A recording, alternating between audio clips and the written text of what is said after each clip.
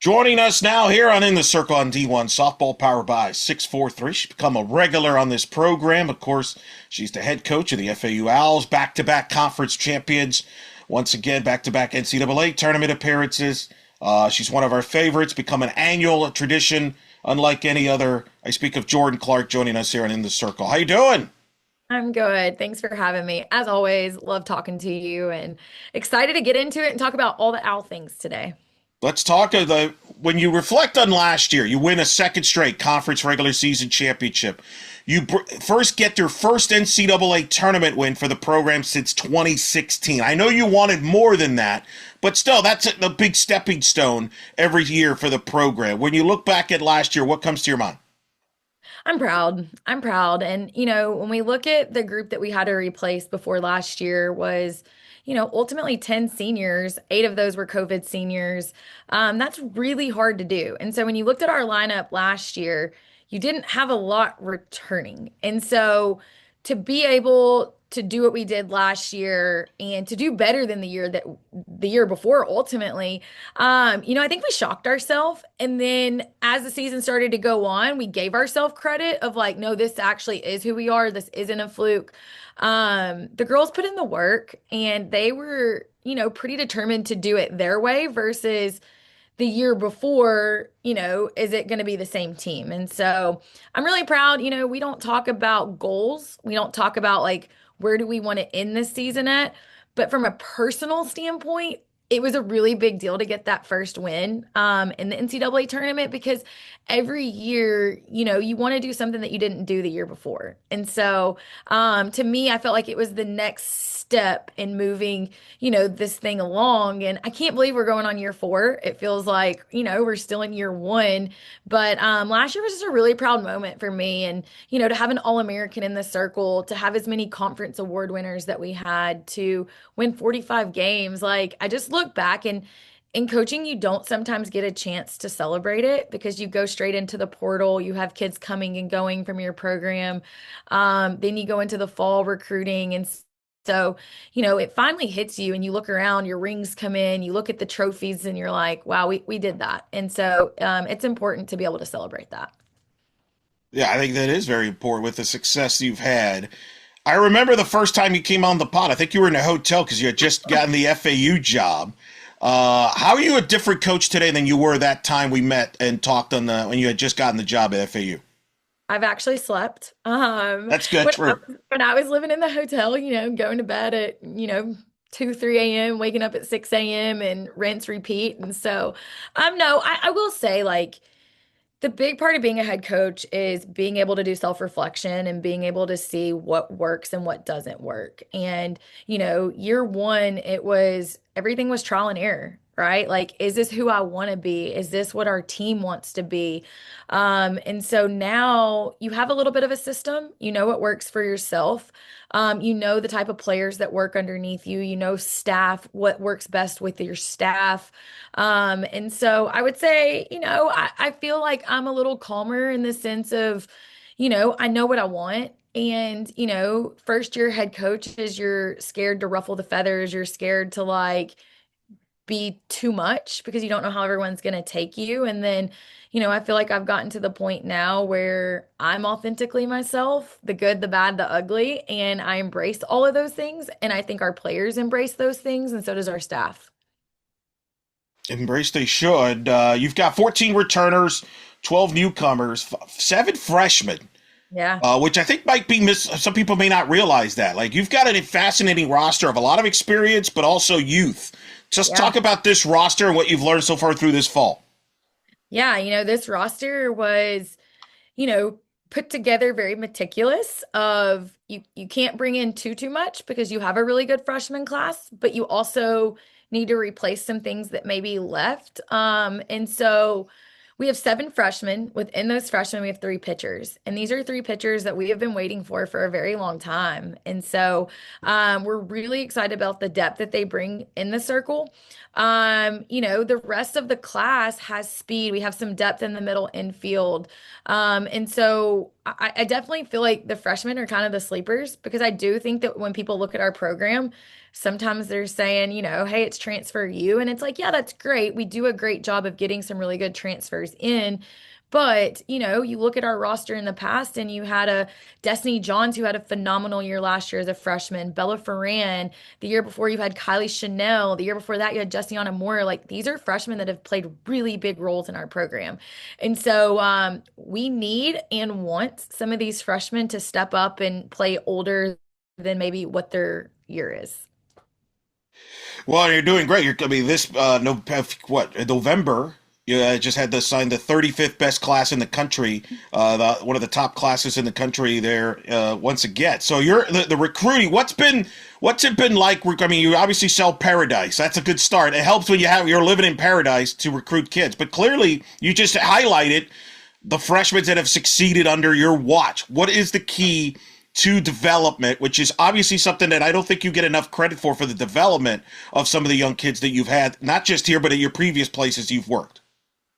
Yeah, I will say that is where I think we separate ourselves as a staff is being able to grab the athlete that maybe had interest in some big time Power Four programs, but maybe those Power Four programs weren't all in on those players. And so, whereas we could go in, we can be all in on them and we can say, hey, this is how we are going to develop you from this year, yet this year to the next year. And so I definitely feel like that's been our kind of bread and butter is the development piece.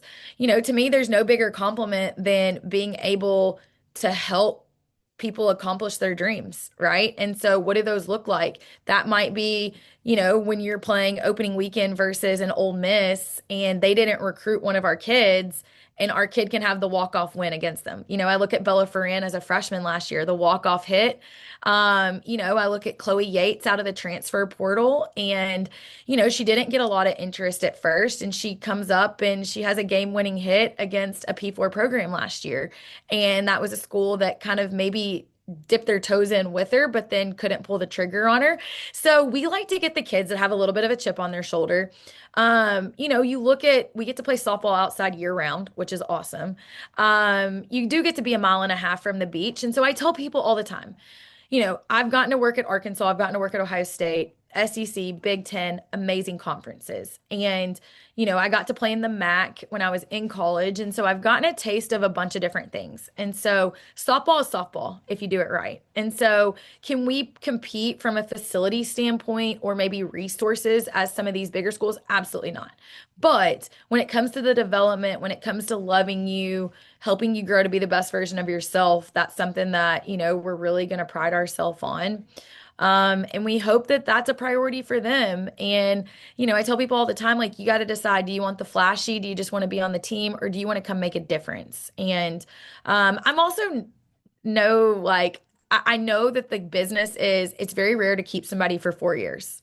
Like you look at basketball, you look at football, we have embraced that as a staff. Like we are okay with people leaving and people coming in because I just think that's the system of college athletics now. Um, and so I do think our transfers, we do a good job of really diving in of like, how do they move? What are they good at? What did we lose? Like, what are they going to do for us? And so really making sure we get the right athlete is important if we do want to have success within the recruiting process. Yeah, you had a transfer class that was ranked very high of people that ranked those transfer classes. So we'll talk, about that. But I want to mention the pitching staff first, Yeah. because Autumn Courtney is one that comes to mind. Yeah. 24-4 with a 2 ERA, the American Conference Pitcher of the Year, the fifth owl ever to be an All-American. I mean, Yeah. that's an example though of the development. I mean, I remember we talked a year ago and you said she would be good.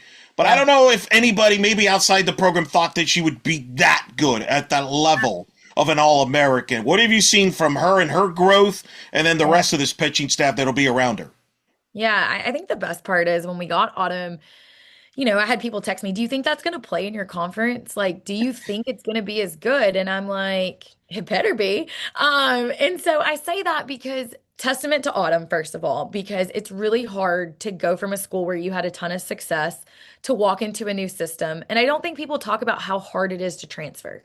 It's so hard because you've done something a certain way and you've been good at that. So then as a staff, it's like, do we touch it? Do we mess with it? What do we do with it? And so shout out to Autumn. Like she has been the rock of our team. And, the one thing I know about Autumn is that she's competitive and she wants to win and she's going to do whatever it takes. So with Autumn this season, the one thing that you're going to see is I give her credit. Like she got home and she got to work. Like she got in shape. She really took on nutrition and her fitness. And it wasn't that she was in a bad place before, but she made that a priority for herself. So if you look at her, she's going to have a little bit different look to her. And some people might say, well, like, how's that going to affect her pitching? She's pitching better than she's ever pitched. And so we do have a big staff. And I say that because managing her is going to be really important in making sure we set her up for success. So that at the end of the season, like we know that we want to be healthy come regionals. We know that we want to make a run in regionals. And so making sure that Autumn's in a good place physically and having help. And we know that if our pitchers around her are good, then it's going to make harder to scout and to prep for who is going to start the game. Because it's not just an automatic, maybe that an Autumn gets a Friday night game. Like we don't know what it's going to look like yet. So, but Autumn looks good. Autumn, she's competing and, it was fun this morning. We did some team competitions and, we look over and it's like you look at the roster of the team and you're like, I don't know if that's the team that would win everything. And then all of a sudden you look at the leaderboard and you're like, oh, Autumn's on that team. Like she put the team on her back, which was really cool. It really is. She was a tremendous year, and it's so unique because when people think of your staff, you think of Autumn Courtney, obviously the great, and then you got one more year. I can't believe I'm saying it. I feel like she's back. Oh my goodness, Ainsley Lambert is just Yeah. the legend. 11 saves, led the nation. I mean, Yeah. she has pitched in high leverage situations. I mean, you talk about the definition of high leverage.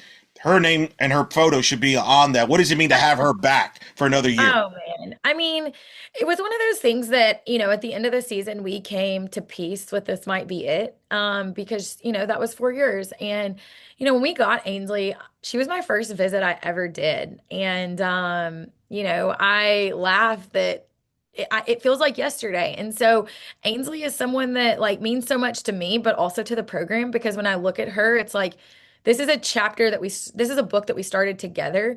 And so, you look at each chapter each year and, for her to be able to be so successful and, you look at Ainsley, she's going to be somebody that throws the ball 57 to 59 miles an hour.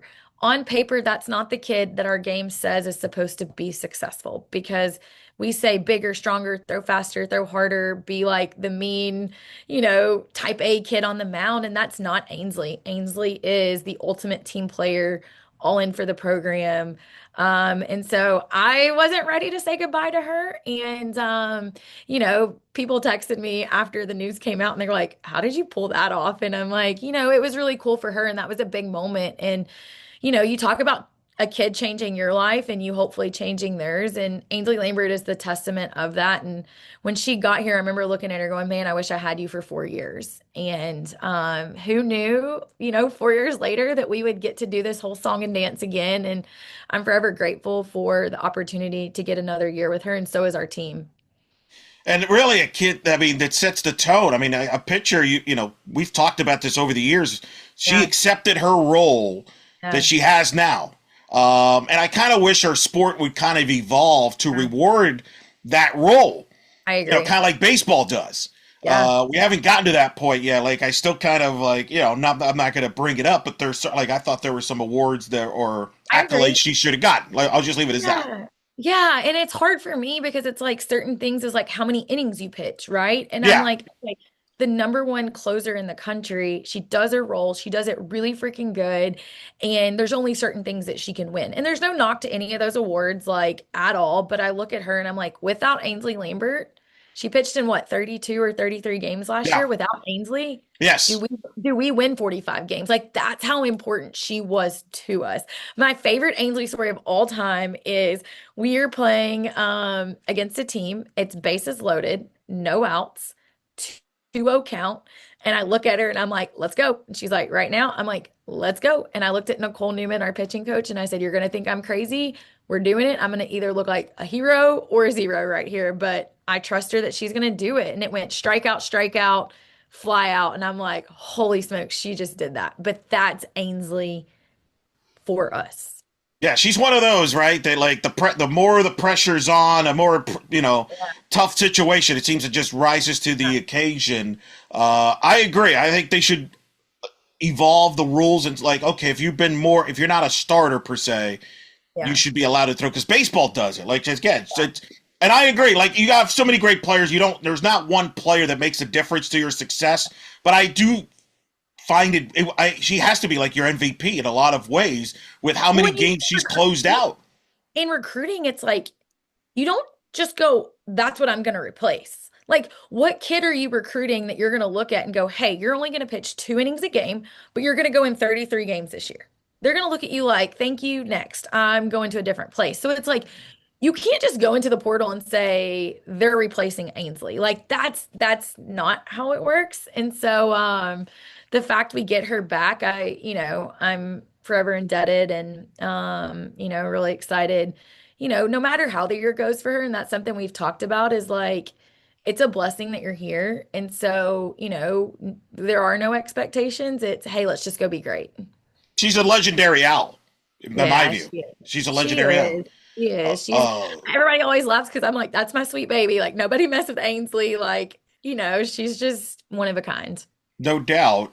There's a great feature on her on D1 Softball. I encourage people to check out as well on that. And she's a great spokesperson for your program too. Over the years, he's spoken as well. So those two are the headliners on the staff. But you mentioned you like your depth. So talk about the other arms. I know you've added some new faces as well, added there with some of the other returners like Jaden Martinez. So talk about the rest of the staff Yeah. and why you feel so comfortable about the depth you have. Gosh. Okay. So you're going to think I'm crazy, and a lot of people are going to think I'm crazy. We have 7 pitchers. I've never had 7. And when I tell you that any of the 7 could go in and pitch, I truly mean that from the bottom of my heart. Like, I don't like sometimes like coaches say, like, oh, we have 7, you could see 7. Like, no, no, no. Like, we actually have 7 pitchers. Now, we have to figure out who potentially are our 3 starters and who are going to be some people that relieve.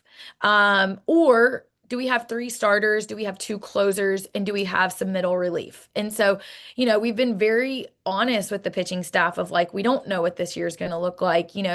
Some are going to get more innings than others. Some it might be a development year. Like, we don't know. But looking at some of those numbers. So, obviously we've talked about Autumn, we've talked about Ainsley. Like, we can't not talk about Jaden Martinez. And, I think Jaden is someone that there's still so much more in there. And so if people saw what we see in practice, like 67 at the hands, you know, 49 drop off at the knees with the changeup, like it's dirty when she's on. And so I am hoping that Jaden really channels how good she actually is. And so I told her like this is your year. This is your breakout year. You're going to leave a stamp on it. And she's looked phenomenal. And she's a lefty. So it's something that, like, there's not a lot of them.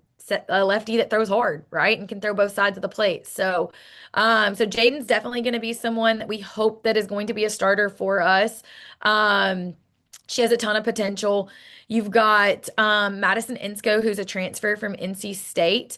For her, it's experience. Now, the thing with Madison is she can pitch, she can hit, she can play first base. So I think you're going to see Madison in a bunch of different ways. Can Madison start? Absolutely. But can Madison come in and be a middle reliever? She can.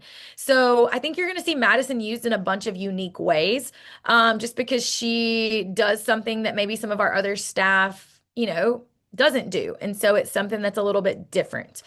You've got, from a freshman standpoint, you've got McKenna Lee, you've got Madeline Bird, and you've got Ashlyn Durkin. And Madeline Bird is going to shock you in her size. You're going to look at her and go, you recruited a 5'3" pitcher, and I'm gonna be like, yeah, I sure did.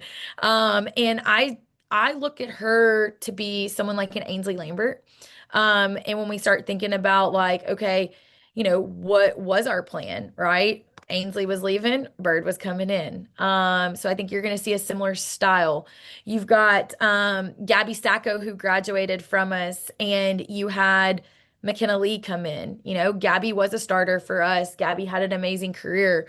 You've got a McKenna Lee who's long levers, had a phenomenal summer. Every time I was out recruiting, people were like, how'd you get her? And I'm like, okay, that's the best compliment a coach can get is when people ask how.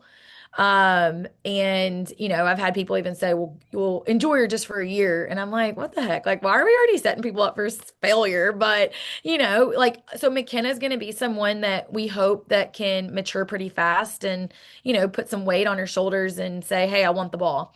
You've got Ashlyn Durkin, who is going to be sneaky. And, Kelsey Indris graduated early, ended up transferring to a different program. And I say that because Ashlyn can come in and she gives us, Kelsey was in up in the zone, up and curve. So you've got Ashlyn who's pretty good at those things. And so those are our 7 pitchers. So hopefully I did okay explaining them, but you're going to see all 7. And we just got to figure out how they work together.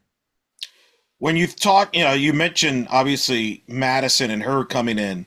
When I first heard about her coming to your place, Trinity was the first thing I thought of. Yeah. Is there some Trinity comparisons there? I mean, not that they're the same exact player, but I could see you using her kind of like you use Trinity. Is that accurate? Fair? Yeah, no, I definitely think they're very similar pitchers. They're similar players.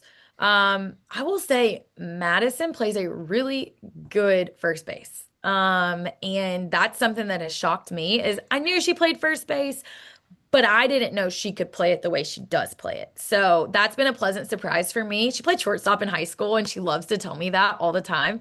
And so, with Madison, we are better if she's somewhere on the field. So where that is, I don't care. But we are better when she can find her way into the lineup. She had an injury most of last year, so we've been really cautious with her of just getting her back, getting her comfortable, getting her confidence back. Trinity had to wear the weight of being our number one pitcher and taking the ball over and over and over. And Madison's not going to have to do that. Can she do that? Absolutely. But she doesn't have to. Whereas with Trinity, Trinity had to do it. So I think that's the difference that you're going to see there. Oh, that's very exciting there. Plus, it gives you flexibility and some options from Yeah. a lineup and versatility roster standpoint as well. Offensively, she'll be contributing to that. I thought statistically, I thought watching you was the best offense you've had to date there. And we've Yeah. talked about it. You have a high standard for your offense. You're never going to be pleased. Uh, how close are you where you want your offense to be? I know it's not where, I'm not going to ask you if it's where you like it to be because I know the answer to that. But how close are you considering what you accomplished last year, what Yeah. you have returning, which is a lot of personnel talent, and the pieces you've added to that? Yeah. I mean, I'm proud. Like, I really am. And I say, like, blood, sweat, and tears has gone into it. And it literally has, right? Like, you see the grind of these kids, you see the grind of your staff, and to see it finally start to click. When I look up last year and we got better in almost every statistical category to hit 333 as a team and to get more doubles, more home runs, like those are things that I'm like, wow, like we did that. And that's with a lineup that only really had 2 returning starters in it. So when I look at this year, it's unique because we only lost 1 starter. That was it. And we added a lot of talent. And so on paper, we should be good. Now, what do we do with expectations of ourselves? Because now our kids have a body of work that, if I'm a Kylie Hammonds or a Jessiana or a Destiny, like I know I can hit over 300. So what do I do if it's not going good? And that's something we've talked a lot about is it's like, are we putting pressure on ourselves? Are the coaches putting pressure on you? How are you going to handle a little bit of adversity? So I know it's kind of long-winded, but I'm really proud of our offense. The ball is really hard to leave the park at our place because of the breeze off the ocean. And I didn't realize that when I took the job. And so we have really embraced doubles and turning doubles into triples. And how can we be just as excited to celebrate at second base as we are when we hit home plate for a home run? And so we are the strongest we have ever been. I will tell you that. Now, how does that play in a game? I don't know yet. We are the strongest and we are the fastest. Now we get to be really creative.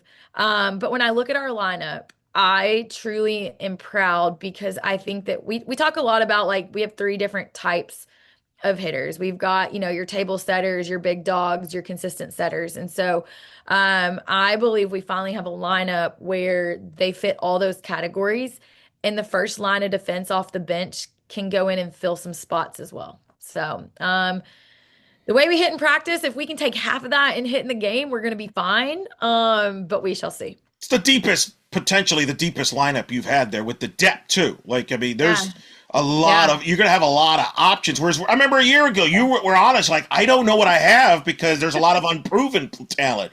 Well, a lot of Yeah. them, like Amora, is proven now. You know, you Yeah. got Bella Foran, who was an incredible freshman year, hitting over 400, is proven. Chloe, who I think shocked a lot of people maybe outside the program with the year she had, 353, 8 homers, 54 RBIs. Destiny Johns, 5 homers, 42 RBI. I mean, they stepped up. Who are some players on this team that you've seen that's going to raise their game to that next level offensively?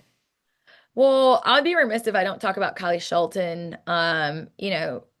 How it's going to play in the spring, I don't know yet, right? But what I do know is that, she hit close to 300 last year, and she did some self-evaluation at the end of last year, and she was like, you know what? Like, that's not who I want to be. I want to be better. And she went home, she worked on her nutrition. She got with a trainer, and it helps that her sister plays at South Carolina. Her brother was training for the MLB draft. And so her family is very focused as far as like their training regimen. Like, you look at her mom's a beast, dad, college baseball player, so they get it. So the way she came back this fall, I'm really proud of her. And if we were to make like a billboard of like, what do you do to make your game better? I thought that was a great example of it. So she had a really, really good fall. She's hitting for high power right now, whether it's doubles, triples, home runs. Sierra Gibson's on a mission right now. She was kind of in and out of the lineup, but still, started a lot of games for us. So I really like those two. Now we go back to the problem of where do we put everybody? I don't know. That is to be determined or to be determined. I will say someone that we've been really impressed with is Lily from I always say her last name wrong and they laugh at me that I say Hoche, yeah. Yep. She's like, I can't believe you still don't know how to say it. And I'm like, Lily H, because we have a Lily Lowry and a Lily H. Right. But she is strong. She was a transfer from Arizona State. She did some really good things for them last year as a true freshman. And so I really like the way she looks lately. She's kind of been a really pleasant spark for us. We weren't sure when we got her. Like, we knew she had a great recruiting process. We knew she had a ton of potential. But she's someone that when she gets a hold of it, like, it'll make you kind of say, wow, like, go ahead, girl. It just comes off the bat different. So we're excited for her. Those three, I would say for sure from a power standpoint. And so those are three that maybe people don't expect that look pretty good. Listen, I saw her in person last year a lot. Yeah. Where she was because they spent a week in Florida, so I saw her a lot at batting practice. I saw her when I saw you, she ended up committing to you. I think I texted you with a lot of exclamation points, and there might have been an expletive that I had to apologize for later. But no need to apologize because when she hits it off the top of the palm, oh my goodness, I might say a couple explicit yeah, words, because it's just so impressive. And yes. like this fall, so like we love to clip it and we send it to the team, and we kind of talk a lot about body language, celebrating yourself. That's one of our core values. And she hit one this fall, and let me tell you what, she flipped that bat to the dugout, and I was like, fire me up. And some coaches are like, don't do that. Me, I'm like, baby, if you hit it that far, you can toss it however you want to toss it, as long as it's not towards the other team in a disrespectful way. Yeah, she's got a pretty special bat there, and it's going to be interesting to see her development there. And she's gotten her sparkle back a little bit. Yeah. And, people don't talk about how hard your freshman year is. I don't care if you're here. I don't care where you're at in the country, who you play for, how great the program is. Like, it's no knock to any place. It's no knock to here. Your freshman year is one of the hardest years of your life. It is so hard. And so, for her, she went across the country. She's really close to her family. Now, her family can drive up for a game and drive back home. And so, just seeing her get her sparkle back and just like really becoming the best version of Lily is really special too. Of course, you also have Mora back. Again, I'm going to highlight her numbers. 358 average, 8 homers, 44 RBIs, 18 steals, Defensive Player of the Year. That's pretty good, right? That's Pretty pretty much. That's good. pretty good. I mean, she's already hit over 100 hit. I mean, she also Yeah. had the most hits by an owl since 2018 with Yeah. 68 hits. What makes her such an all-around talent to where she's going to be, I think, getting a lot of accolades in the preseason, top 100 list and all that. And to me, is a player of the year type of player. Yeah. I mean, first and foremost, like how blessed, grateful, all the words that I've gotten to coach her for 4 years. And I think that's what makes this job so special is that when you get to see someone come in as a freshman and leave their senior year and for them to put their mark on a program. Jessiana will forever put a mark on FAU softball, and she can single-handedly say, she made this place better than where she found it. And so I am beyond proud of her. And it hasn't always been easy with her, and she's gone through some adversity and some ups and some downs. And so, but the thing that makes Jessie so good is that she's so athletic. She is one of the most athletic kids that I've ever coached. And, I don't say this about a lot. She could play anywhere in the country, and I truly do mean that. And so, I am blessed that this is where she's at, and she's really fast. So that's the thing is like a miss hit can turn into an infield single, right? Like you look at her quads, you look at her arms, like she's jacked in a good way.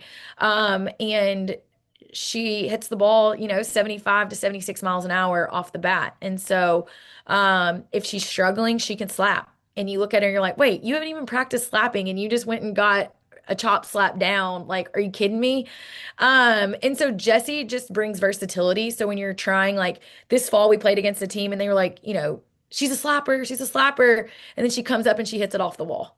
And so that's something that's pretty cool. And so just seeing her development, but I mean, her numbers are crazy good. And you know what the crazy part is? They're still not as good as what she's capable of. Like, so Taylor Minnick's here, our GA who played at Indiana that can we just talk about, whoa, like what a career. And Taylor looks at me, she's like, Jessie can hit so many more home runs. Jessie can hit so many more doubles. Like, dude, look at her. Like, she's so strong. And so, for Taylor to be able to give that street cred to Jessie, to me, just shows what, like, we see her because I've had her for 4 years, but to see an Alex Brown and a Taylor Minnick come in and go, oh my God, like that girl's so good. That speaks volumes. Tremendous player and talent there. I mean, we could go on. I mean, Kylie, 371, 5 homers, 35. I mean, Chloe, where did the Chloe come from? Because nobody knew about her a year ago at this time. Did you Yeah. see that in her, or was it something that evolved? No, I mean, so when we are looking to get somebody in the program, whether they're an incoming freshman or a transfer, I'm big on movement patterns and like, how does your body move? How can I teach it? There's some kids that are really good, and I'm like, there's no change in that. And so with Chloe, I looked at her film and I was like, man, she's good, but there's so much more in there. And so that was something that for me, Chloe's personality is she's pretty high strung. Like she's a lot of energy. She's a perfectionist. She's a pleaser. And so I say that because at first we had to just calm her down. And once we got her calm and believing in herself, because I do think like when you do transfer somewhere, a big part is you're trying to prove to everybody, prove to your coaches that like you should be there. And I kept telling Chloe, we brought you here. There's a reason. So just trust it. And it's going to get worse before it gets better as far as like performance. And so, in the back of my mind, what Chloe was is what we brought her here to do. But you always are like, I hope that she can get to that. And that's another one that like, my goodness, I'm so thankful she's here. And I just want to give her the biggest hug and never let her go and send her back to Oklahoma because she's just special. And when you talk about being all in for the program and whatever it takes, I think of Chloe and forever indebted to her. Yeah, it was an unbelievable year. You mentioned obviously we've talked about Madison and Lily in from the Yeah. transfer part. You've also added three others: Mulholland out of Ball State, Rivers out of Mercer. You got and then you got another one Yeah. as well from Eastern Illinois in Yeah. Dorsey. So talk about the others and and what they expect from them. Yeah, so those three, are Spitfires. And when I say that is they right now are fighting to find ways to get onto the field. And they know that. We've talked about that. You know, the thing with Carson is she's put her head down and she has just gotten stronger, more consistent. She can play infield, she can play outfield, she can do a little bit of everything. And so, Carson is going to find a way in the lineup. I don't know if it's day one. I don't know if it's day two, but I promise you, Carson will do something for us this year, and she's going to come up in some really big moments. And so I'm excited to see what her role plays out to. And so you look at JoJo and Hannah, and we brought both of them in for one of them to figure out who's going to play shortstop, who is going to play the middle infield. And so right now, like, they got their boxing gloves on and they're in a boxing match, not with each other, but just like who's going to get it done and who's going to win it. And so it's been fun watching them grow. We do things a little bit different than the programs that they've come from, and it doesn't mean it's a bad thing at all. No knock to any program that they've been at. It's just we're very meticulous about how we like things. And so I think that's been an adjustment for both of them, is just trying to have enough confidence to still be the players that they were. And that's the thing that we've talked a lot with them is, hey, we picked you. You have a portal with over 2,000 kids. We picked you. Now just go be great. And so it was fun. Towards the end of the fall, we got to see some glimpses of what their film looked like and the players that they were. And I said, quit doing it for me. Quit trying to impress me. Like, I'm already impressed. I brought you here. So so they've been fun. Personality wise, oh my gosh. Like, I can't imagine this year without both of them. You know what I mean? And so Hannah's so funny, like she'll randomly FaceTime me. And if I don't answer, she's like, what the heck? Like, what if it was important? And I'm like, but was it important? She's like, well, no, but, and so it's fun because they just bring that. Like, JoJo is the mother. She's the loving, like, take care of everyone, hosting Bible study at her apartment. And so they are huge for our program, and they are going to do big things for us. And so I'm excited to see how all that plays out. Is this the most versatile defense you've had? Have you had great defenses ranked very high, fielding all Yeah. that? But you would have certain players at certain roles. Like I remember a year ago around this time, I think it was right before the season, you had just lost Cameron Orland for the Yeah. year, which was Yeah. shell shocking because now it's Yeah. like, And I was like sick to my stomach. And right, then all of a sudden, Destiny Johns comes out of nowhere. right. So, um, yeah, honestly, like you can't see the gray hairs, but it is giving me gray hair because we are good. And I say that because, but the problem is we were so good in defense last year. Like we fielded at a 983 fielding percentage. Like, come on, right? Like that's unreal. Do I think we're going to do that again? I don't know. I do know that we're going to have some moving parts for a little bit until people get comfortable. And when you have moving parts, you tend to have some mistakes here and there. And so we keep telling them, like, we don't need you to be at 983, but we just need you to be athletic and competitive. Sometimes in practice, somebody can play all four infield positions. And so it's making sure that they're ready for anything and everything that could happen. So yes, are they the most versatile? Where in years past, it's like Chanel go to shortstop, Jessiana go to third. Now it's like, hey, I need you to play this position, this position, this position. And we haven't had that in the past. Yeah, which is huge. And by the way, Orland now Yeah. is a year older. Yeah. uh, Healthy. healthy. I was going to ask, how's she doing? She's doing great. And so she's another one that we've just been patient with. She finally got released towards the end of the fall. And so she's moving good. She looks good. Before she ever hits a ball and throws a ball, her teammates just respect her a ton just because of everything she's been through. And so I will tell you, the team is rooting for her. They are rooting for her because they've seen how much this means to her. And so we are better with Cam on our team, and I'm thankful that she's going to give it another go. And I don't know, like she can play second, she can play short. Once again, like how does it all play out? We don't know, but she definitely brings the calm to the crazy, and she can calm everyone down, and that's something that can't be taught. And so I'm excited to see how that one plays out as well. It's wild. That's going to be exciting. I know she's probably itching at the bit to get on the field there Yeah. and get going there. I know you're big on team bonding. I think a year ago, right, we talked about you took him to a NASCAR race Yeah. down there and themes. What is the theme this year, especially with the bond? You know, you have a lot of returners. You're adding the new pieces. You have more talent, probably the and deepest roster you've had there to this point. But it's got to fit, all of it fit, but Yeah. not just on the field, but off the field. I know you're a big believer in that. So how have Yeah. you been able to do that this fall? Yeah, so last year our team theme was called Dare to Race, and it was geared around NASCAR. And you want to be the first car that's finished around the track waving the checkered flag. And so it was cool at the ring ceremony. We were able to put a checkered flag with their rings, and it was pretty special. This year, it is geared around betting and betting on yourself. I'm very careful to say that because obviously, gambling addiction is real and we do not want to encourage that. But I kind of brought a show and tell. So it's a geared around poker chips. And so talking about can you push all your chips to the middle when you don't know how the ending is going to go? And so for us, it's are you betting on yourself with the bases loaded and two outs and you're up to bat?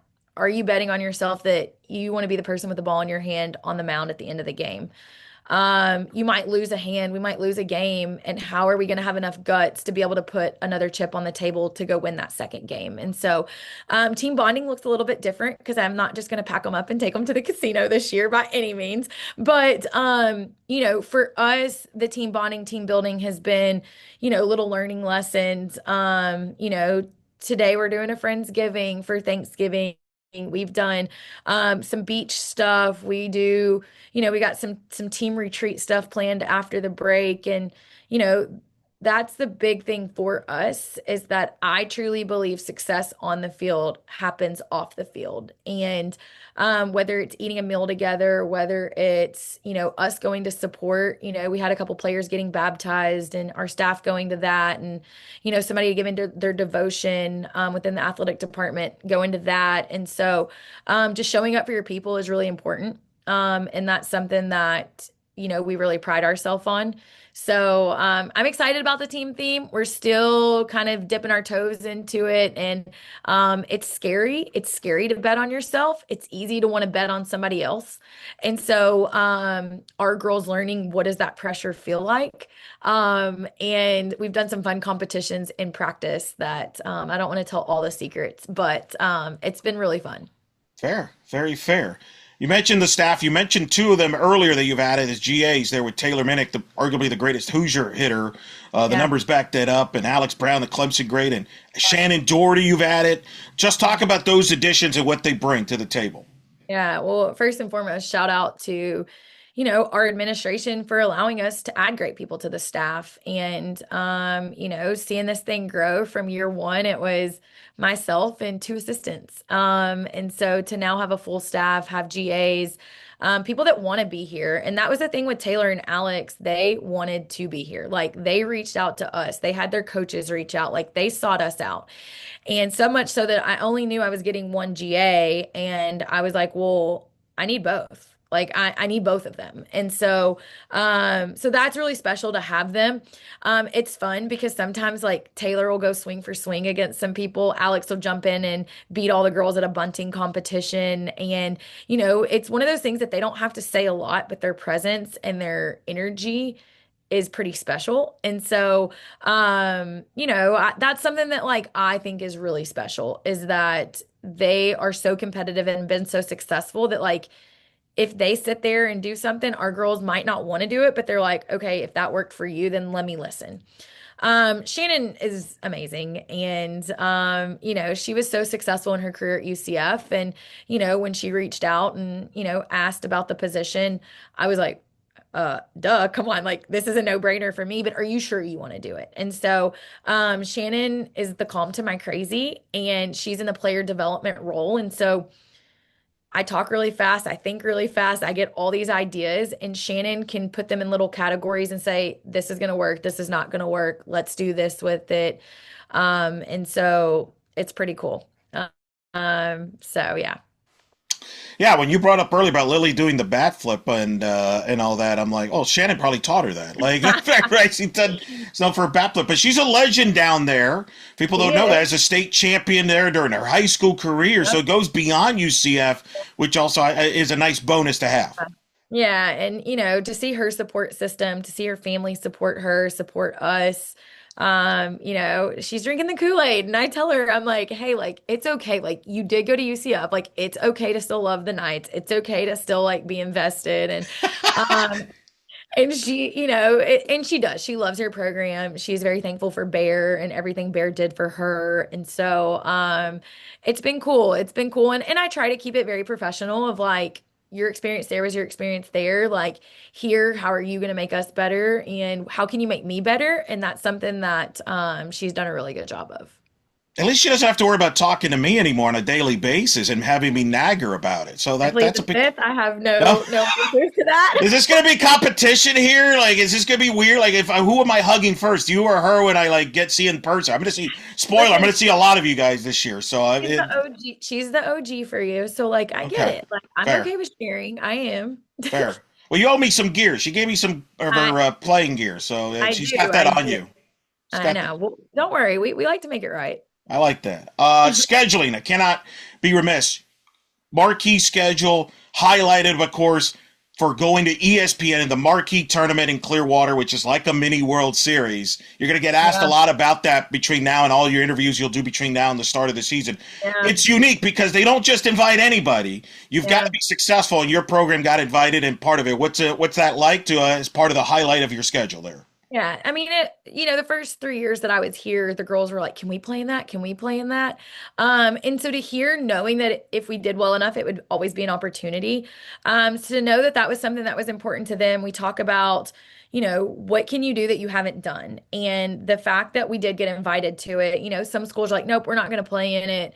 And for us, it's like, no, you know what? Like we're going to do this. And if we say that we want to compete with the best, then we have to put ourselves in position to play the best. And so, is it going to be a really hard weekend? Absolutely. I think we have one of the hardest schedules. I do.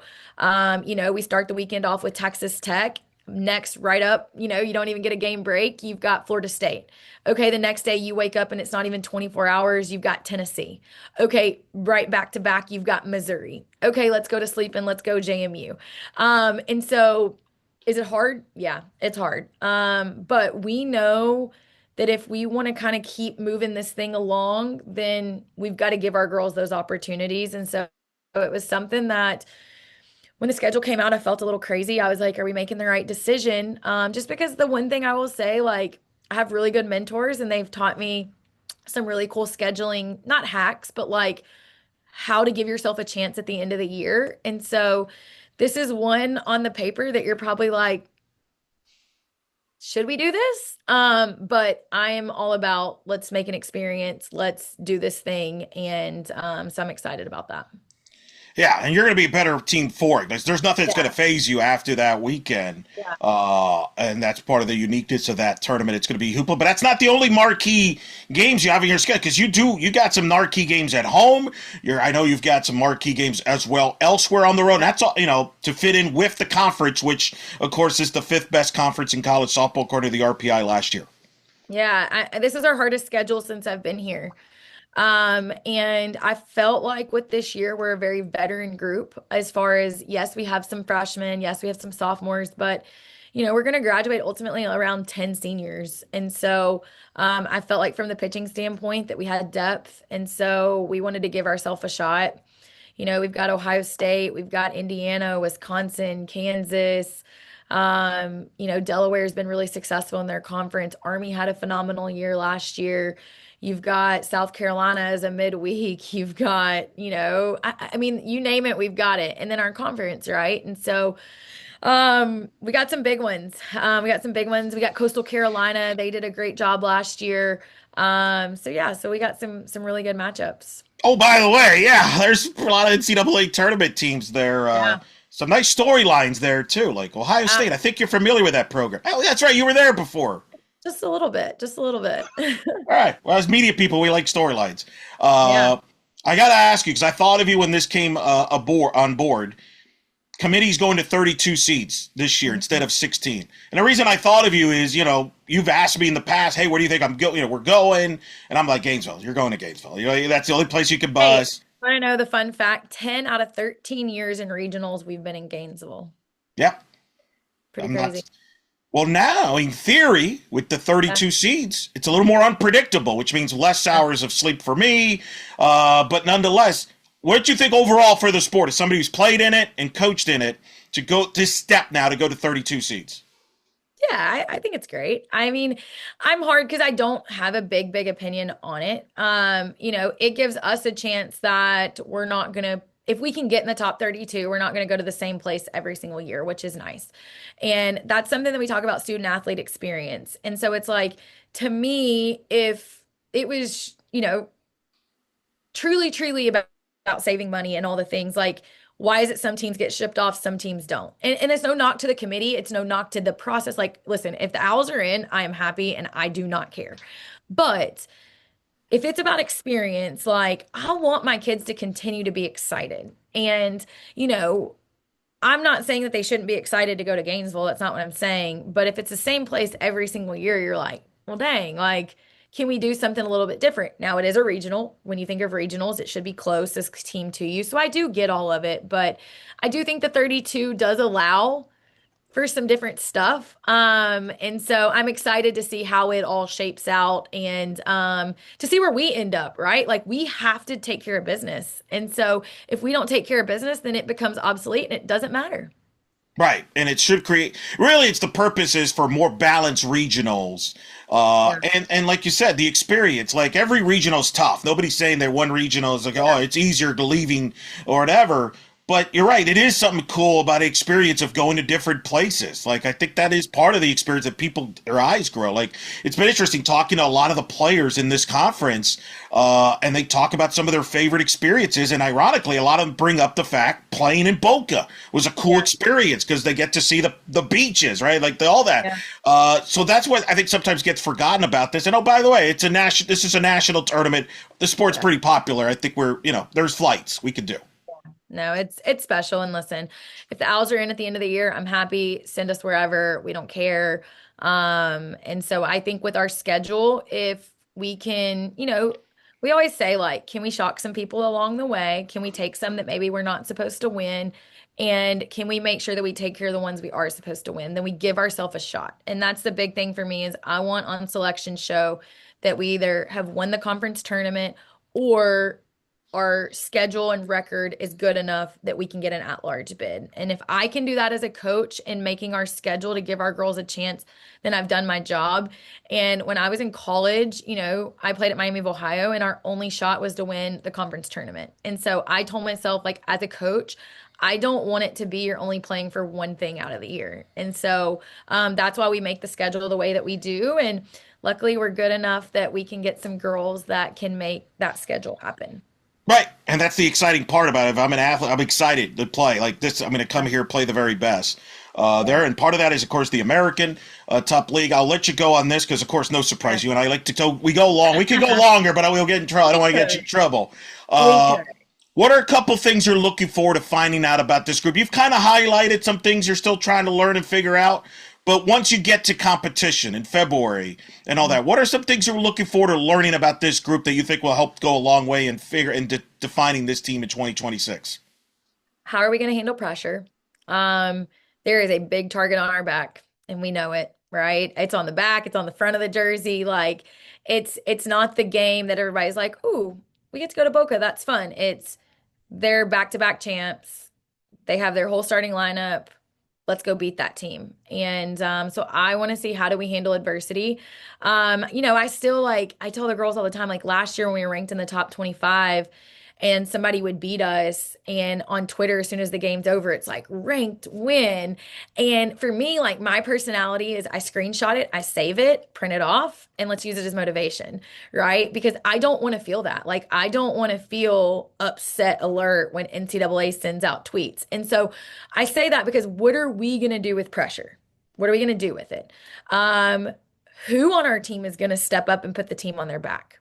Who, right? Like, we got the numbers, we have the returners, but who's going to do it? And who's going to be the voice of the team? You know, Another one is, how am I going to manage seven pitchers? right? Like who's going to step up, who's going to surprise us. And so those are all some question marks that we're excited about. But, I say that we've put ourselves in the position to get to have pressure. We've put ourselves in the position to get to feel like we're being hunted, right? Like we used to be the one going hunting to ruin somebody's season. Now we are being hunted. And so, what are we going to do when someone takes one of our poker chips off the table? How are we going to win it back? And so, that's what I'm really excited about. This team has a ton of personality. It's a really good culture. Like so far, it's just been effortless. And like by now, we've had kumbayas and come to Jesus in previous years. This year, like we haven't. And so it's a testament of getting people that want to be here and that want to stay here. Yeah, I love those NCAA notifications there, getting all fired up, getting motivated. But and on one hand, it shows you've arrived because it's a big deal if somebody beats your team. But you're right, you could use that. It's motivation because that's kind of the expectations there, to say the least. That is FAU head coach Jordan Clark joining us once again here on In the Circle on D1 Softball, powered by 643. Always a pleasure. You literally, you two. Well, if you ever retire, we'll just do a podcast together. You'll be my co-host. We can take hours. We won't be limited, but always appreciate taking time. Looking forward. I'm going to see you a lot of you because, like I said, you'll be in Clearwater. I know you're going down to Orlando for a matchup, and then who knows? Maybe we'll cross paths even more than that. But thanks for taking the time. I know it's a busy time with you, with family and the team and everything, but always appreciate taking the time to talk to us here on In the Circle. Awesome. Well, thank you so much. Go Owls as always, and see you this spring.